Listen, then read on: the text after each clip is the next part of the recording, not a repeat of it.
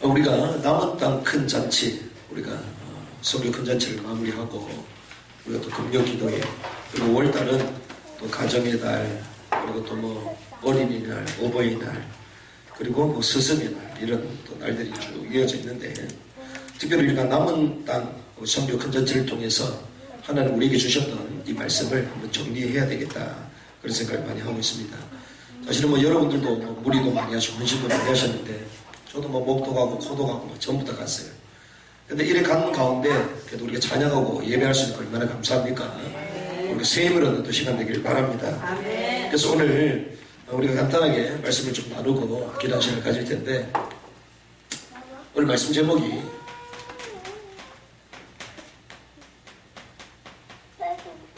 재림 준비. 특별히 이 재림, 마지막 주님 다시 오신다고 주님 말씀하셨는데, 이 재림을 준비하는 남은 자들이 있습니다. 그래서 우리는 이 남은 자들의 세트를 갖춰야 되겠다. 예틀을 깨고 세트를 갖춰라. 올 한 해 주님 말씀 주셨는데, 우리가 남은 자들의 세트를 갖추는 이 저녁 되기를 주님으로 축복합니다. 특별히 우리가 잘 알다시피 이 역사는 창조와 타락, 그리고 구속, 완성, 이렇게 진행이 되죠. 그래서 많은 사람들은 창조와 타락과 구속, 이 세 가지만 말하지만 성경은 더 말합니다. 완성을 말하고 있습니다. 완성. 어떻게 완성되어질 것이다. 하나님의 역사, 시작이 있으면 끝이 있는 거죠. 태초에 하나님이 천지를 창조하셨다. 태초, 시간과 장소, 이 태초, 시간이 시작되고 공간이 시작되면 이제는 그 역사가 끝이 있는 거죠. 그래서 창조에서부터 완성이 있습니다. 그래서 주님께서 창조하셨는데 타락한 인간, 이를 구속하기 위한 하나님께서 약속하신 그 핵심이 있죠. 그것이 메시아를 보내겠다는 것입니다. 그래서 성경의 핵심은 메시아입니다. 메시아. 우리가 잘 아는 그리스도죠. 성경의 핵심은 그리스도, 메시아. 그래서 하나님이 친히 약속하신 메시아 중심으로 되어 있습니다. 그래서 그분이 오실 것이다. 이걸 우리는 구약이라고 하죠. 그리고 그분이 오셨다. 이게 신약이죠. 그리고 그분이 다시 오실 것이다. 이게 계시록입니다. 그래서 성경은 그리스도를 빼면 사실상 성경이 아닙니다. 성경을 말하는데 그리스도를 빼고 말한다? 성경을 말하는 게 아니에요. 종교소설이에요. 그래서 성경의 가장 중요한 핵심, 그리스도. 그리스도 모르면 구원받을 수 없습니다. 왜? 그리스도만이 하나님 만나는 길이기 때문에. 그래서 저와 여러분들이 이 역사도 알아야 되지만 이 역사를 경영하신 하나님이 최고의 키, 마스터 키를 그리스도를 주셨거든요. 이게 성경에 다 나와 있는 내용이죠. 그래서 우리는 이 메시아가 이 땅에 오신 것을 뭐라고 해야 됩니까? 초림이라고 합니다. 주님이 이 땅에 오셨습니다. 초림이죠. 그리고 주님은 다시 오실 것입니다. 이걸 뭐라고 얘기합니까? 다시 오신다. 이걸 뭐라고 얘기하죠? 다시 오셔서 뭐라고 그럽니까? 재림이라고. 왜 재림 얘기하면 이단 같습니까? 재림. 초림과 재림. 그래서 역사학자들은, 성경의 모든 역사학자들은 초림과 재림 사이에 우리가 지금 살고 있다. 예수님께서 오셨잖아요. 초림. 주님 오신 걸 초림이라고 그래요. 그분께서 십자가에 죽으시고 3일 만에 부활하셔서 승천하셨습니다.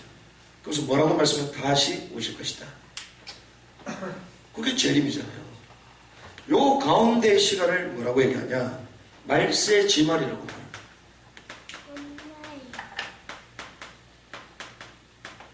그래서 우리는 말세지말 시대를 산다. 이렇게 얘기하는 것입니다. 특별히 말세지말 가운데서도 가장 마지막 끝이다. 대부분 수많은 사람들이 그렇게 보고 있습니다. 그래서 이 초림은 한마디로 무엇을 얘기합니까? 주님이 오셨다는 거죠. 그래서 어떻게 해라? 믿으라는 것입니다. 그래서 요한복음 19장 28절 십자가의 운명하시기 직전 예수님께서 이 모든 말씀이 응하여진 줄 아시고, 구약의 모든 말씀이 응하여진 줄 아시고, 그리고 30절에 다 이루었다. 테텔레스타이, 다 끝났다라고 해요. 성경의 모든 말씀, 구약에 예언된 그리스도 메시아가 오셔서 모든 죄의 문제를 다 해결하겠다. 인간의 모든 죄를 대속해서 십자가상에서 다 해결하시겠다. 그걸 다 이루어진 줄 아시고 다 끝났다고 말씀합니다. 그래서 주님께서 다 끝나셨다는 그 사실을 믿기만 하면 되는 거예요. 믿으라는 것입니다. 그럼 초림 다 끝난 거죠. 아멘. 여러분들의 인생 모든 문제 그리스도를 믿으면 다 끝난 줄 믿습니다. 아멘. 남아있다는 것은 아직까지 초림이 정리가 안 됐다는 거예요. 그렇죠? 다 끝났습니다. 근데 대부분 문제 가지고 기도하잖아요. 그거 끝이 안 났다는 거예요. 그 문제 내 문제입니까? 내 문제가 아니에요. 그렇죠? 이미 우리는 구원받은 하나님의 자녀. 그리스도 말미암아 우리는 영생을 얻은 자들입니다. 그래서 사실은 다 끝난 거예요. 근데 수많은 사람들이 이것이 믿어지지 않아서 계속 여기에 걸려있는 거예요. 주님이 다 끝났다 그러는데 우리가 뭐 노력을 한다고 우리가 우리 문제 해결할 수 있나요? 해결할 수 없습니다. 그래서 하나님은 처음부터 그리스도를 믿겠다. 그 그리스도를 믿기만 해라.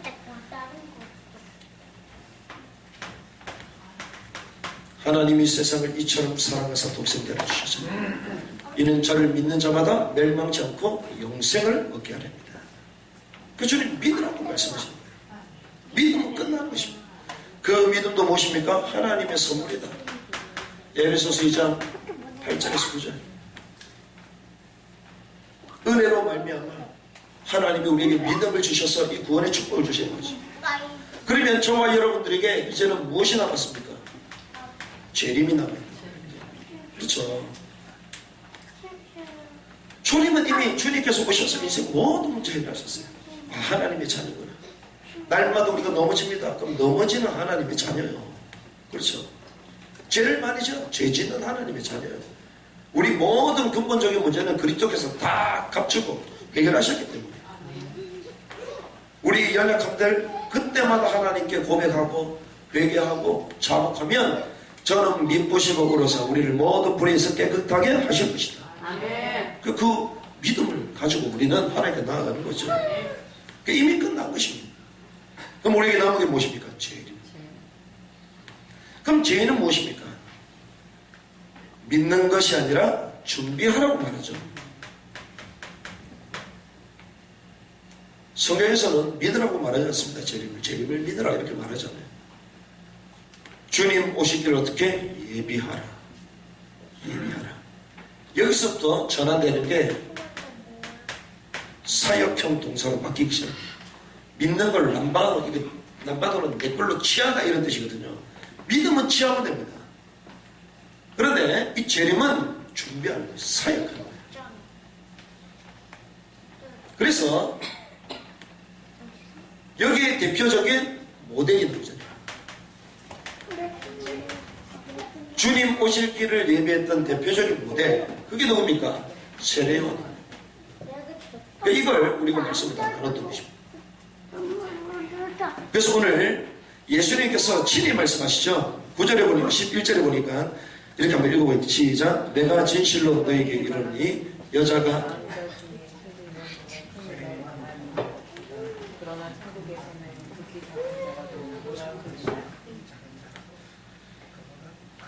그렇습니다. 여자가 낳은 자 중에 세례요한보다 큰 이가 일어남이 없다. 여자가 낳은 자 중에 가장 큰 자가 천국에서는 극히 작은 자라도 그보다 더 크다 이렇게 말합니다. 그러면서 12절 보니까 세례요한의 때부터 세례요한의 때부터 지금까지 천국은 심노를 당한다. 이제는 사역 심노한 자가 뺏는 것으로 전환되기 시작합니다. 12절에 모든 선지자와 율법이 예언한 것은 누구까지? 요한까지 시대를 딱 구분. 그러면서 14절에 만일 너희가 즐겨받을진대 오리라 한 엘리야가 곧 이상합니다. 자, 시대 자체를 구분해버렸어요. 주님께서 지금 말씀하셨던 모든 선지자들의 마지막 종결점이 요한이다. 주님이 오실 것이다. 다시 오실 것이다. 그 메시아가 오실 것이다. 그걸 선지자들이 계속 말했잖아요. 그 마지막 종결이 누구다? 요한이다. 요한. 그 시대를 딱 구분한 거예요. 그래서 예수님이 친히 오셔서 세례 요한을 통해 침례를 받으셨죠. 그러고 나서 주님은 공성의 사역을 시작하셨는데, 특별히 주님 오심을 세례 요한이 예비했죠. 주님 오시는 길. 그 주님의 오시는 그 길을 준비한 사람이 요한입니다. 그럼 반대로 승천하셨던 주님이 마지막 전국 복음이 모든 민족 전할 때 다시 오실 것이다. 재림하셨다고 말씀하셨죠. 그러면 저와 여러분들은 지금 뭘 준비해야 됩니까? 재림을 준비해야 됩니다. 아멘. 그렇죠. 그러면 주님 다시 오심을 준비를 해야 되는데 누굴 통하여 알 수 있나요? 세례 요한을 통해서. 그래서 하나님이 이 재림을 예비하는 모형으로 세례 요한을 우리에게 알려주십니다. 그러면 우리가 어떻게 이 재림을 준비할 것인가? 그 모형이 여기서 나온다는 거죠. 그러면 세례 요한은 우리가 말씀을 나눴습니다. 4가지 정도 우리가 볼 수 있습니다. 세례 요한은 어디에 있었습니까? 광야에 있었어요. 도시 문명에 있었던 것이 아니라 광야에 있었다. 어떤 의미에서는 위치, 그의 삶의 터전이 어디 있었냐? 광야에 있어. 광야. 그리고 그 모습은 어떻습니까? 낙타털 옷을 입고 허리에 가죽띠를 띠고 음식은 메뚜기의 석정을, 이게 나오죠. 그 말은 삶 자체, 라이프 스타일을 바꾸라는 거죠. 삶의 스타일을 바꾸라, 이걸 말합니다. 그리고 그는 광야에 뭐 있습니까? 외치는 자의 소리가 있었다. 외쳤다는 거예요. 광야에서 뭐 했습니까? 외쳤다. 외치. 이것은 뭡니까? 말했다는 거죠. 이 말은 세상을 향하여 메신저 역할을 했다는 거예요. 메신저.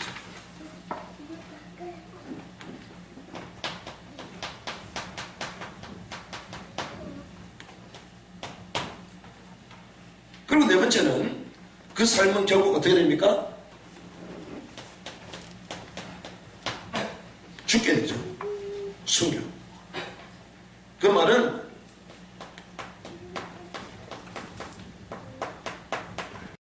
증인의 삶을 살았다는 것입니다. 증인이라는 뜻 자체가 뭡니까? 마르투스, 순교라는 뜻이에요. 증인. 그래서 우리가 막 성령 충만 받아야 되겠다 이거 하잖아요. 성령 충만하면 어떻게 될까요? 증인이 됩니다. 증인은 뭐죠? 순교한다는 거예요. 이 4가지를 우리가 잘 확인하는 시간 되길 바랍니다. 그래서 이번에 우리 박걸 선생님 와가지고 막 얘기했잖아요. 그 재발보문자에 썼던 다 책에 있는 내용이고, 그 책에 있는 내용도 사실 성경이 다 있는 겁니다. 그래서 특별히 우리가 남은 자들과 흐름을 소통해야 되겠다. 마지막 시대에 남은 자. 가면 갈수록 우리가 이해를 하잖아요. 아, 진짜 마지막 시대로 가겠구나. 이 한국 전혀 상상치도 못했는데 최근 일어난 이 변화 보십시오. 우리가 예수 믿는다 말도 못할 정도로 지금 이렇게 좀 돌아가고 있습니다. 그래서 우리는 이 시간표를 보면서 우리가 하나님이 원하시는 남은 자로 이 재림을 준비해야 되는 이런 신앙의 새로운 틀을 준비해야 되겠다. 이 축복을 누리게 될 줄 믿습니다. 아멘. 많은 사람들은 도시 문명 속으로 들어요. 그래서 우리가 막 성공하라고 말합니다. 문명의 도시 속에 성공하려고 전부 다 몸부림치고 있잖아요. 그런데 주님은 변방을 향하고 그러죠. 세례요한, 그 당시에 로마 제국의 최고 문명 헤롯 성전 앞에 가서 외쳐야 되는데 거기서 외치지 않았어요. 거기에 정치인들을 만나서 거기에 가장 최고의 기득권을 갖고 있는 사람들을 변화시키고 이래야 될 건데 그러지 않았습니다. 어디로 갔어요? 광야로 갔습니다. 왜 광야로 갔냐? 사실상 도시 문명 가운데서는 이것이 작동합니다. 창세기 3장, 6장, 11장이 흐르고 있어요. 이게 사단의 나라의 흐름이거든요. 뭡니까? 극심한 이기주의, 나중심. 내가 하나님처럼 될 것이다. 이것을 따먹는 날에는 하나님처럼 된다. 하나님의 말씀에 순종하지 않고 내 생각대로 따먹잖아요. 내 결정대로 따먹잖아요. 모든 기준이 나야. 이게 문명입니다. 창세기 6장은 뭡니까? 네피림. 네피림은 뭡니까? 육신 중심. 자기 원하는 대로, 자기 정욕대로, 자기 육신대로 행동. 그런데 네피림은 나팔에서 떨어져요. 나팔. 위에서부터 떨어지다. 위에서부터 떨어진 존재가 뭡니까? 사단. 그 말은 사단에게 완전 장악된 그 시대를 말합니다. 네피림이다. 생각하는 것조차도 전부 다 켰다. 죄악이 가득했다. 강포가 가득했다. 육신 중심. 기득권층에 있는 문명도시는 창세기 3장 나중심, 6장 성공 중심, 육신 중심. 그리고 11장 무엇입니까? 바벨탑 성공 중심. 이것이요, 문명도시는 계속 돌아가고 있어요. 이러한 권력이 끊임없이 작동되고 있습니다. 하나님 없는 사단의 나라의 프로그램 계속 돌아가는 거예요. 사단의 엔진이 계속 돌아가고 있습니다. 이게 문명의 도시. 왜? 문명 자체가 인간의 지식을 가지고 만든 게 문명 도시거든요. 하나님은 인간에게 돌을 줬지 벽돌을 준 적이 없어요. 인간이 사악한 지식을 가지고 역청 가지고 진흙 가지고 말려 가지고 칸칸이 싸서 도시를 만들잖아요. 왜? 하나님 못 오도록 자기 울타리 보호막을 치는 거죠. 그러다 보니 인공 도시를 통해서 자기 힘과 권력이 거기서 발생하기 시작합니다. 이런 메커니즘 이런 게 작동하기 시작합니다. 그러니 여기는 뭐가 있습니까? 끝없는 갈등이, 끝없는 분쟁과 경쟁이 있습니다. 이룬 것 같은데 이룬 게 아니야. 또 불안이 있어. 끝없는 허무가 있어요. 상대적인 박탈감, 가져도 불안함. 이게 하나님 떠난 사단의 나라, 문명의 도시, 권력이 작동하는 이 현장. 근데 문명은 결국 어떻게 됩니까? 정점을 찍잖아요. 문명의 발전. 정점을 찍으면 어떻게 될까요? 붕괴됩니다. 그래서 문명이 발전했다는 것은 사실 좋은 게 아니에요. 이제는 한계에 도달했다. 그래서 시대마다 뭐가 나옵니까? 새로운 제국들이 나옵니다. 그 제국 문명은 계속 깨지는 거예요. 왜? 인간이 만든 것이기 때문에. 그래서 언제든지 성경은 문명의 대안이 있는데 이 대안을 변방으로 봅니다.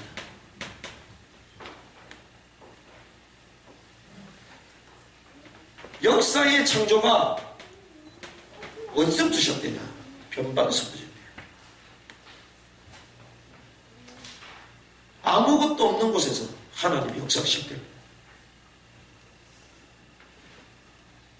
그래서요, 하나님의 역사의 터전, 예수님은 어디로 가셨습니까? 로마 제국의 중심부가 아니라 가장 낮은 분쟁 지역 팔레스타인 갈릴리 지역으로 가십니다. 로마 제국으로 가지 않았습니다. 아브라함은 어디 있었습니까? 메소포타미아 문명, 최고의 문명 도시. 근데 하나님은 하나님의 역사를 쓰기 위하여 어디로요? 아무것도 없는, 한 번도 가보지 않아요. 가나안 땅으로 가라. 아브라함을 볼때 마찬가지예요. 하나님이 모세를 통해 하나님의 역사를 이뤄야 되는데 어디서 부르십니까? 애굽 문명에 있지 않도록, 그 헤스페레오 제국에 있지 않도록 빼는 거예요. 어디로? 광야로. 왜? 그 문명 도시는 사단의 흐름이 작동하기 때문에 거기서 하나님 빼시는 거예요. 그래서 모세는 왕궁을 벗어나서 히브리 백성들과 함께 고난받는 것을 즐거워했다 그러죠. 사실상 우리가 잘 아는 바울은 어떻습니까? 바울의 관심은 그 당시에 변방이라고 불렸던 스바냐에 있었거든요. 그런데 주님께서 로마를 보여야 될 것이다. 제국 로마로 들어갔습니다. 로마로 들어갔는데 어떤 일이 벌어졌죠? 결국 처절한 권력의 감옥에 들어가게 되죠. 권력의 소나기, 감옥에 아무것도 못하는 신세가 됩니다. 그래서 하나님은 언제든지 문명 도시에서 변방으로 뺐다. 이게 역사의 흐름. 그래서 하나님의 역사를 이루는 거예요. 그래서 아무것도 없는 거기에 하나님이 창조하심으로 하나님의 역사를 이루고 있어요. 그래서 우리는 그걸 뭐라고 합니까? 히스토리 메이커다. 역사를 만들어내는 사람들. 이 모든 사람들이 없는 곳으로 갔는데 하나님의 말씀을 의지해서 아무것도 없는 것, 근데 하나님의 역사가 시작되죠. 그런데 이것은 무엇이라고 우리가 볼 수 있습니까? 사실상 교회의 원리와 같은 거예요. 교회. 우리가 교회를 뭐라고 합니까? 에클레시아. 이렇게 말하죠. 에클레시아. 에클레시아는요, 부름받은 자들의 모임입니다. 부름받은 자들의 모임. 어디에서부터? 세상에서부터 부름받은 자들의 모임. 구별된 사람, 거룩한 이런 자로 하나님을 불렀다. 특별히 하나님은 계시록의 교회를 통해서도 이 사실을 알려주죠. 수많은 교회들이 있는데 그 가운데 하나님은 구별된 교회를 찾으신다. 구별된. 세상의 문명 시스템에 노예되지 않고 물들지 않는 이런 교회를 찾으신다. 그래서 야고보서 1장 27절 하나님 아버지 앞에서 정결하고 두려움이 없는 경건은 곧 고아와 가부를 그 환난 중에 돌보고 자기를 지켜 세속에 물들지 아니하는 그것이다. 자, 세속에 물들지 않도록. 그러니까 하나님은 언제든지 이 흐름 가운데서 빼는 거예요. 그래서 우리는 마음을 높은 곳에 두는 게 아니라 낮은 곳에. 그래서 주님이 헤롯 성전 가장 좋은 거기에 인큐베이터에서 태어나신 게 아니요. 그렇죠? 말 구유에 나셨다니까요. 가장 낮은 곳. 거기 하나님의 역사가 시작되는 거예요. 하나님은 완벽한 세상에 오지 않았습니다. 죄로 뒤덮여 있는 이 땅의 메시아 언약을 말씀하신 거예요. 그래서 사실은 이 광야는 어떤 곳입니까? 죽음과 생명의 경계선. 아무도 없고 아무도 가지 않는 그 죽음만 도사리는 그 땅. 죽음과 생명의 경계선이거든요. 근데 거기는 무엇입니까? 주님만 바라볼 수 있는 것이요. 주님만 의지하시는 것. 그래서 하나님의 사람들이 하나님이 부르실 때 언제 부르십니까? 절대 절망할 때 하나님 부르십니다. 죽음의 시간도 있을 때 하나님 다 불러요. 왜? 주님만 바라보니까. 세령하네요. 그래서 광야로 갑니다. 광야. 그 마음과 생각이 가장 낮은 곳이에요. 예수님도 그리하셨습니다. 그래서 저와 여러분들이요, 광야로 가야 돼요. 광야로.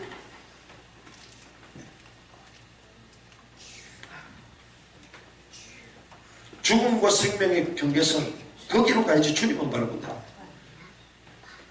다윗 왕국이 언제 시작된 줄 아십니까? 기름 부음을 받고 골리앗을 넘어뜨리고 그때 시작된 게 아닙니다. 어디에서요? 아둘람 동굴에서. 원통하고 비통하고 이런 사람들이 모여들면서 거기 시작된 거예요.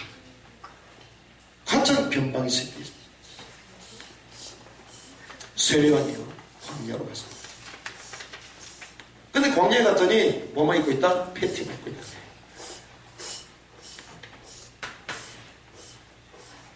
낙타털 옷을 입었습니다.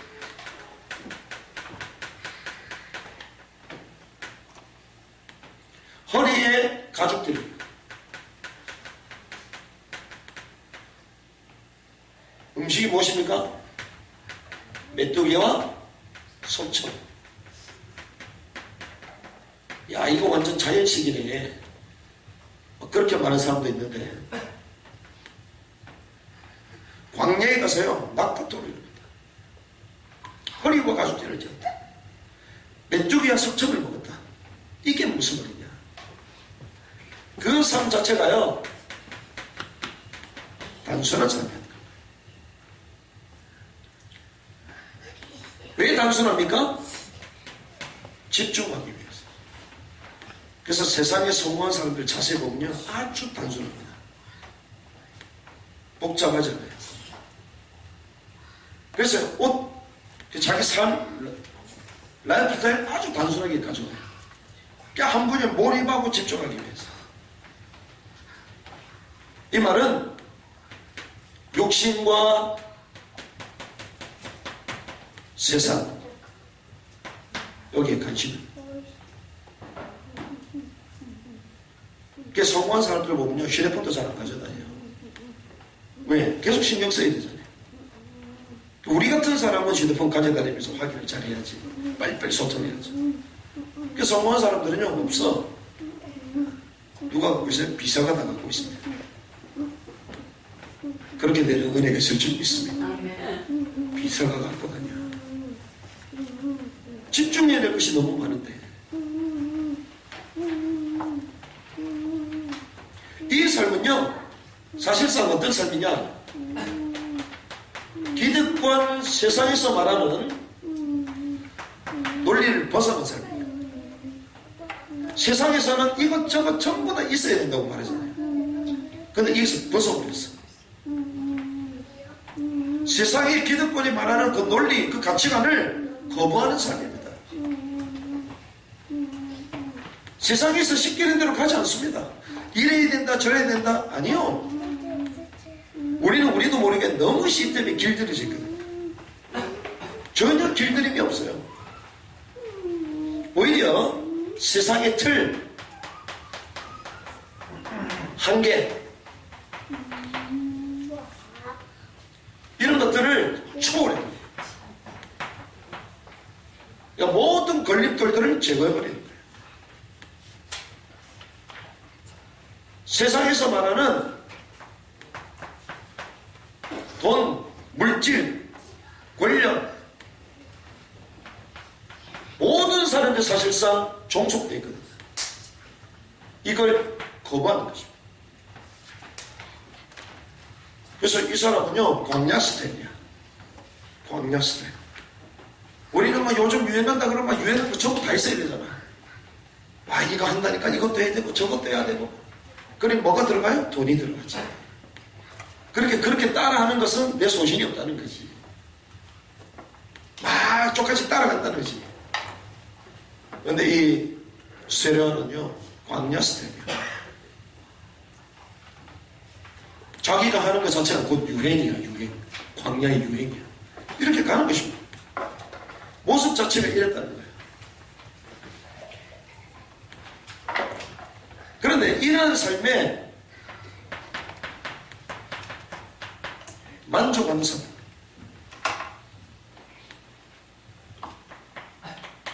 만족하는 청렴과 겸손의 삶이 되어 있다는 거죠. 그래서 어떤 의미에서는요, 자생자립하는 삶으로, 이게 전부 다 자생자립하는 것들이잖아요.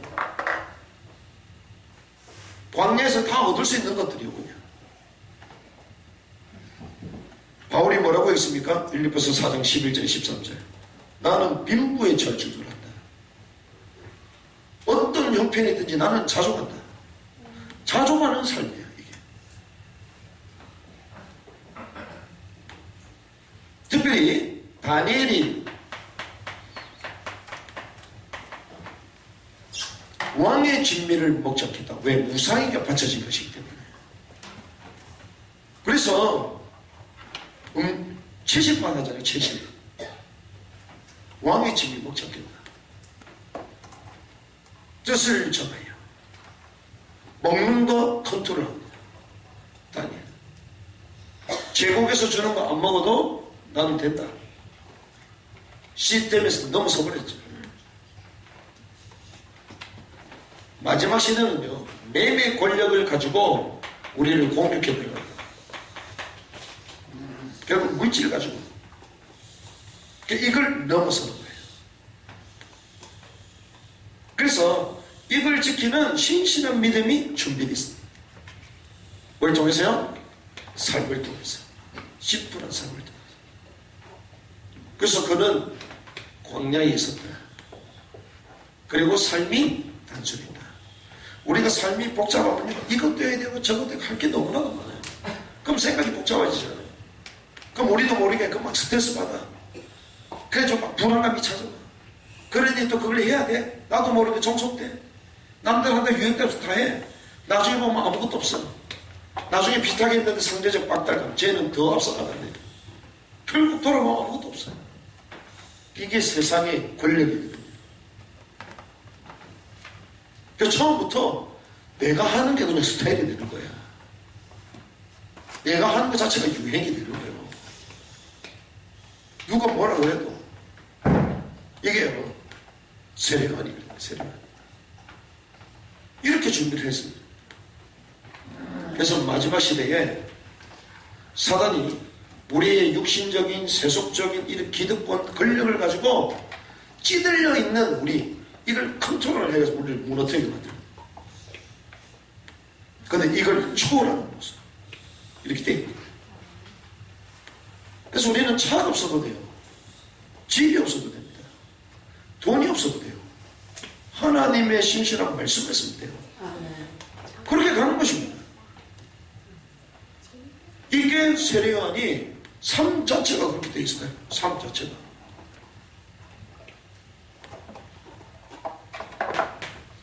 그러면서 뭐 했습니까? 외쳤어요. 세상을 향하여 메신저 역할입니다. 이 기득권, 이 세상을 향하여 선포했다는 것입니다. 뭐라고 얘기했습니까? 회개하라.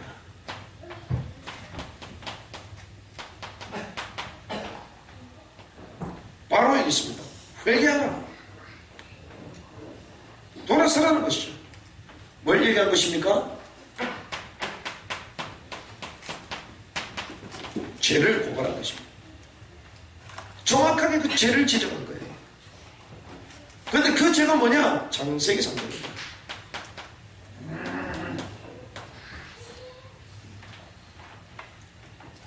창세기 3장의 이 죄를 고발한 거예요. 우리가 단순하게 착각하면요, 그 행위를 가지고 말하면서 말하는데 그게 아닙니다. 그런 행위를 할 수밖에 없는 하나님 떠난 그 상태,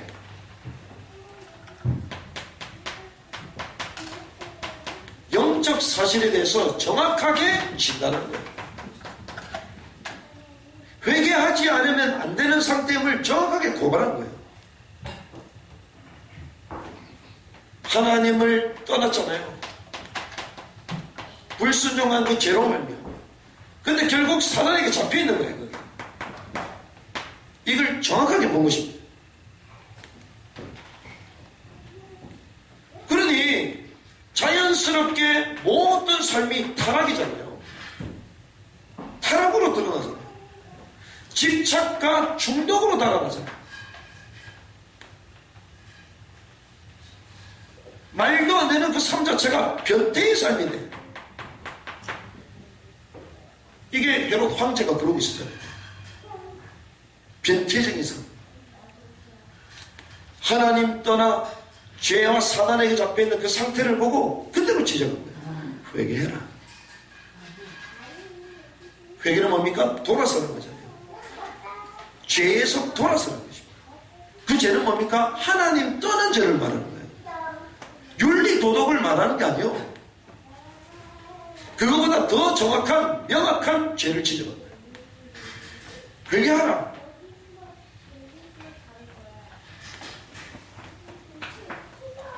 어디께로 돌아가는 것입니까? 그리스도께 돌아가는 거예요. 무슨 말입니까? 메시아 되신 그리스도를 믿으라는 거죠. 이걸 말하는 것입니다. 세상을 향하여 외칠 수 있어요.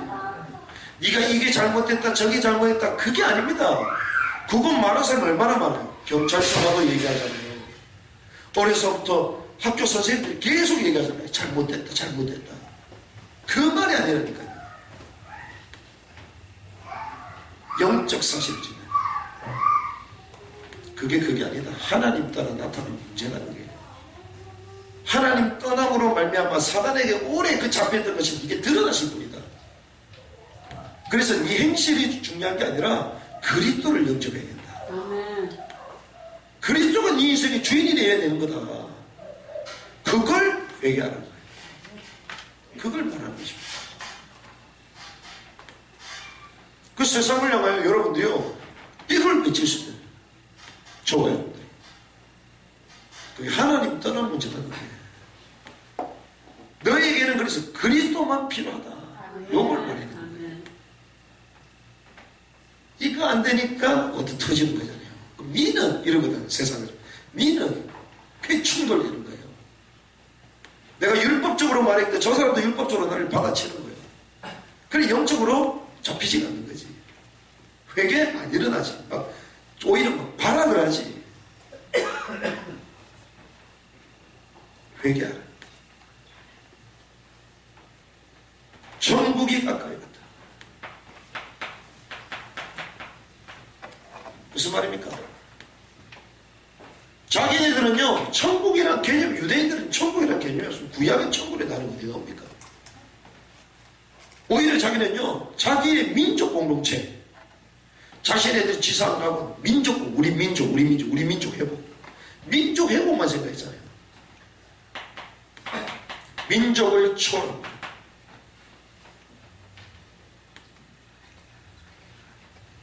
천국이 임했다. 지상세계, 지상낙원을 초월한다니까요. 뭘 얘기합니까? 하나님의 왕국이 임했다. 회개하라. 왜 그렇습니까? 이 세계는 사단의 나라. 천국입니다. 사단의 왕국, 사단의 나라를 깨뜨릴 참된 통치자가 오신다.